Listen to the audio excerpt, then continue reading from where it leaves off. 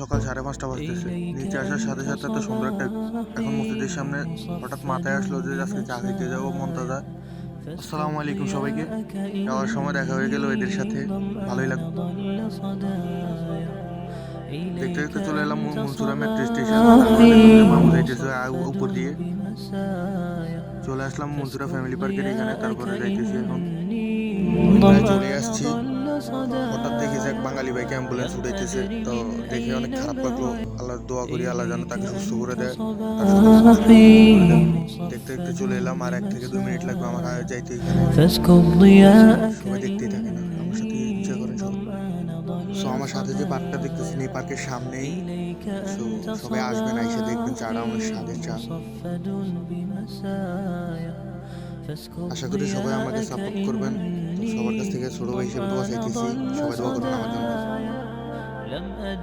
তো এই জায়গার লোকেশনটা হচ্ছে মমতাজা ট্যাক্সি হোটেলের সামনে।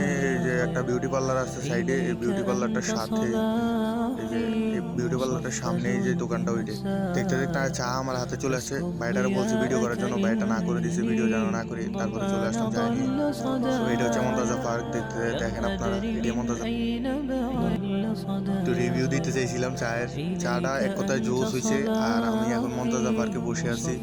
এক কথা সেই চাটা একদমই সেই লাগে। আমি তো আর ফুড ব্লগার হইলে ঠিকই চায়ের একটা রিভিউ বানাইতাম আমি। এক কথা চাটা সেই, প্রতিটা চুমুকে চুমুকে মজা লাগে। সো কাতার কেউ থাকলে আপনারা এসে দেখতে পারেন, চাটা চেক করতে পারেন, মজাই আছে চাটা। সো দেখতে দেখতে আমার চা খাওয়া শেষ। তো সবাই ভালো থাকবেন, সুস্থ থাকবেন। আসসালামু আলাইকুম রহমতুল্লাহ।